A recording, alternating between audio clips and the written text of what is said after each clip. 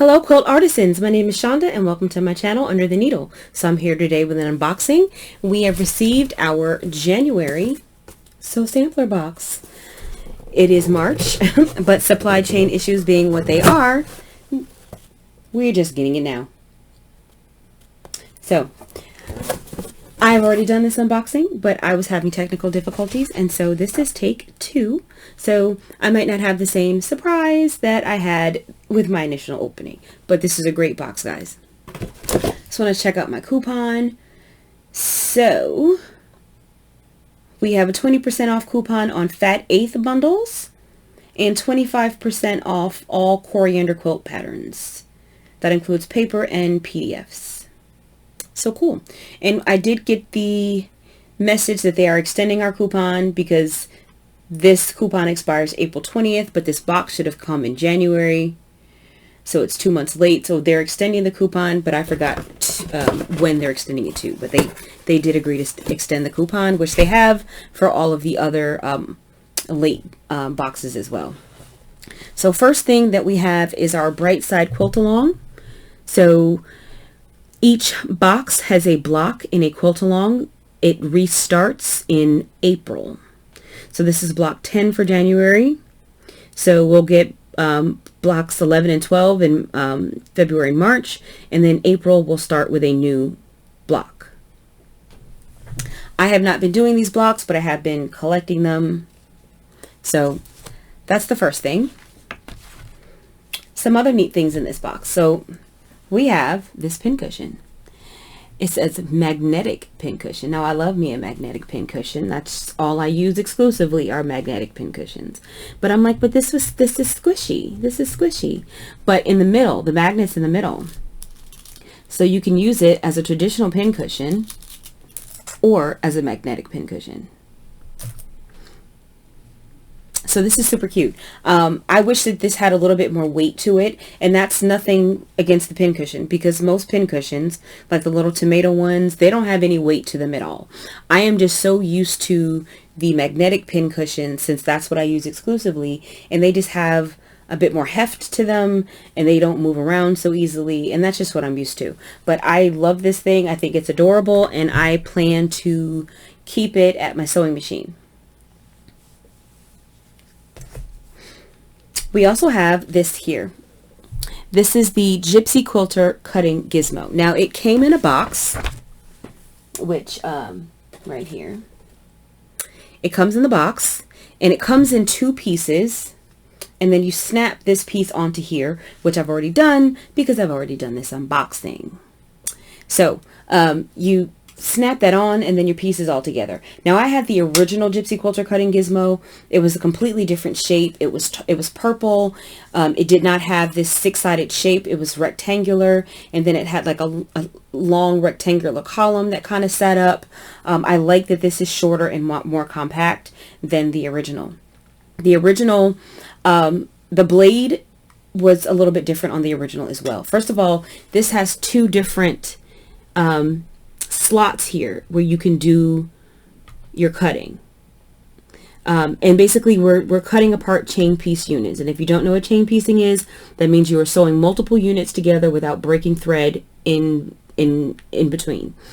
And so then when you're done, you normally use like a scissor or something like that to cut them apart.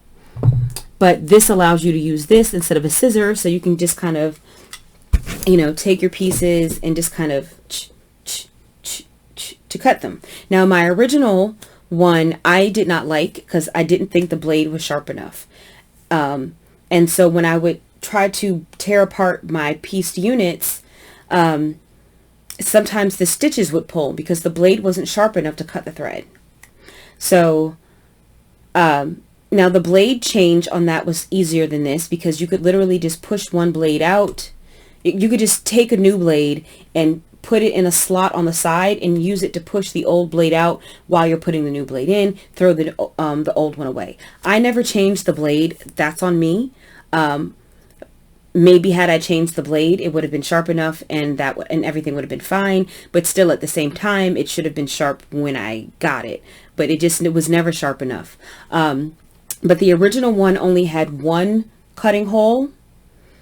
So you were always hitting that blade, that razor blade, at the same place, like every time. So I could see how it would become dull very quickly because you're always hitting the blade at the same time in the same place. I mean, this one, because it has two, then you have two different places where you're hitting that blade, and so it should last theoretically twice as long. The way you change your blade, there's a little screwdriver down here at the bottom. I'm probably going to need some help to get it out.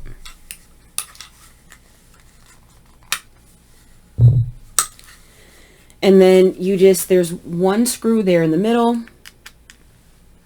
You just unscrew that. I don't want to drop the screw.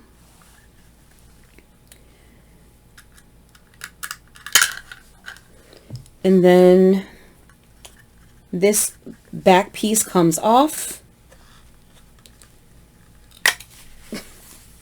Oh, there's replacement blades in here. Oh, see that? So the original used a standard razor blade. This does not. I actually prefer the standard razor blade because then at least it's not some proprietary blade. At least if it's a standard razor blade, you can just go to any Walmart or CVS or whatever and pick up a razor blade. You can pick up a pack of 5 or whatever for pretty cheap. This is now a proprietary blade. So you would have to buy these. So they give you 4 extras. So I didn't know these were in here. I was just demoing. I didn't do that on the prior videos. I was just demoing how to open it. But it looks like once one blade wears out, there's 4 more blades in there. So I'm just going to put this back together. I'm glad I opened it up because I thought it was going to be like the other one, and it was just going to be a full-size razor blade. Like I said, I would have preferred there to be a full-size razor blade in there than some proprietary razor blade that I have to purchase and buy from, specialty store. Yeah, but it does say here that there's 5 cutting blades and a magnetic screwdriver. So reading is fundamental. We also have this here. This is the Acorn Precision Piecing Seam-Align Gentle Hold Fabric Glue. Ideal for quilting, sewing, and applique. So this is $6.48. And like it says, it can be used for gluing anything you need to glue fabric-wise. Temporarily, right? This is not permanent. So you can set this with heat, but it does wash out. So yes, you can heat set it. It's going to stay for a time, but as soon as you wash it, that glue is going to go away. And so you're going to have some stitching there to hold your fabric together. Now, I'm thinking about using this for basting. The only thing, because I don't do any applique right now, so the only thing that I use glue for is binding. Sorry, not basting, binding. I bind using the method that Donna Jordan demonstrated on her YouTube channel, and basically you attach the quilt binding to the front, then you wrap the binding around to the back, you stitch in the ditch on the front to capture the binding in the back. But when I was doing that, I was having too much binding fabric that went beyond the seam where I was sewing, and so I ended up with like a 1/4 inch or 3/4 inch piece of fabric, piece of binding that was extending beyond my stitches, and so it looks kind of like a flange, which it wasn't really what I was going for. So I started using glue, and I would use Elmer's glue. And what I would do is, after attaching the binding to the front, I would press it flat, and then I would go ahead and wrap it around to the back and use Elmer's glue to put a line of glue on my stitch line, and then place the binding where I wanted it. That way, when I take it to the machine, the binding's in place using the glue, and I would heat set the Elmer's with an iron, and that was how I would kind of prevent there being too much binding beyond my seam in the back, because I could kind of place it where I wanted it to be. Now, the thing with Elmer's is that, it's a bit thick, and it doesn't come out in a nice neat line. So there's that. Now, I know that Sharon Schomburg makes a product or I think it's sold on her daughter's website, where they sell these precision tips that you can use for your Elmer's glue. You take the original Elmer's top off, you put one of their precision tips on, and then it allows your glue to come out in a smaller line. I have not tried those, but I do plan to try this and see how it works. This is definitely going to be more expensive than Elmer's glue, but I like the thinness of it. I like that it's clear. I like that it's thin. Elmer's glue is, you know, got some thickness to it. And it's easy to put too much. But if I can get, for me, if I can get 3 lap size quilts out of this, then to me it's worth purchasing versus using Elmer's glue. So I'm going to try it out, see how it works, and I'll let you guys know. So those were all of our notions. Super cute, super useful, really happy to see all of them, So this is our pattern. This is called Daydreams. There are 2 different size quilts that we can make. There's the mini quilt and the lap quilt. The mini quilt uses 6 fat eighths. The lap quilt uses 12 fat eighths. In our fabric bundle, we have 12 fat eighths. So we have enough print fabric to make either size. Our mini finishes at 39 3/4 inch square. Our lap finishes at 61 1/4 inch square. And of course your backing, binding, border, and accent fabric amounts will change depending on which size quilt you decide to make. Now I know I will not be making this quilt because these little half square triangles are 2 1/4 inch 2 1/4 inch unfinished, and to make the lap size quilt that would be 120 2 1/4 inch unfinished half square triangles that I don't want to square up right now in my quilting journey. I know I had mentioned this before, and someone had mentioned that I could use triangle paper, triangles on a roll, and you know, I'm a bit hesitant because I did a video a couple months ago where I used the Moda cake mix papers to make a the Sweet Treats quilt pattern by Missouri Star. And I talked about my struggles in making that quilt and how I did not enjoy that process of making the triangles using paper. If you want to hear about that, the video's up there somewhere.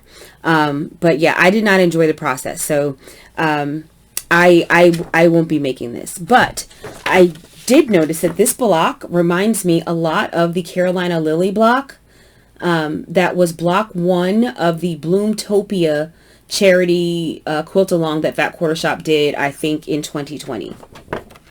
So I'm curious to see if that block had bigger components or what have you, but I'm going to go check it out. I'm just curious. But anyway, on to the fabric. So I'm going to be keeping light prints together. So we have this. We have our pink, gray, or red background with our small pink and red flowers. Oh, sorry. This is Beautiful Day by Quilter.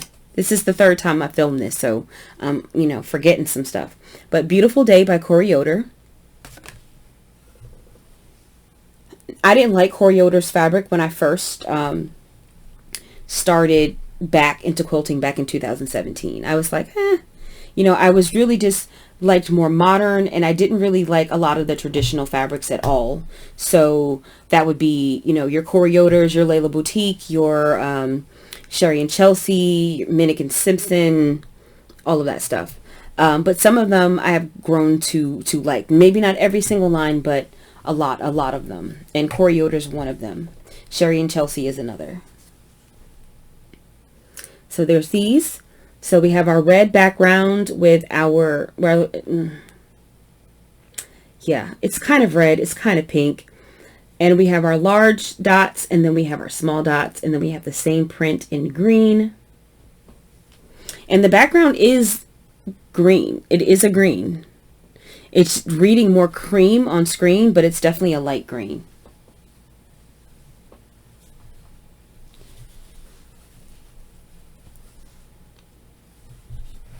And then we have these two. This is a nice kind of medium to large scale floral. I love it. I love the gray. The gray is definitely my favorite. I think that Corey Yoder incorporates gray in her line better than almost anyone, in my opinion. Because to me, the gray is really what ties it all together. If it was just the pinks and the greens and the reds, I would not be a fan. But there's something about the way she puts the gray in there that really just brings it all together and makes everything work for me. Now this is a very large scale all over floral. We have the pink background with the white flowers, and we have the red background with the white flowers.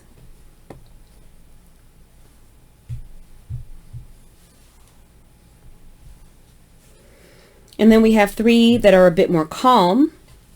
We have this red with these white kind of wispy weed looking like things. I don't know what you call them.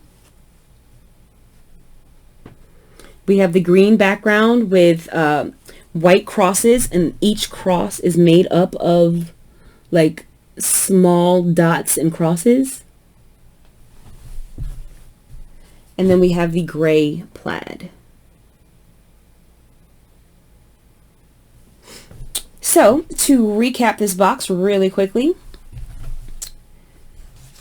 we have our block 10 of our Bright Side Quilt Along, which I have not been participating in. We have our Gypsy Quilter Cutting Gizmo.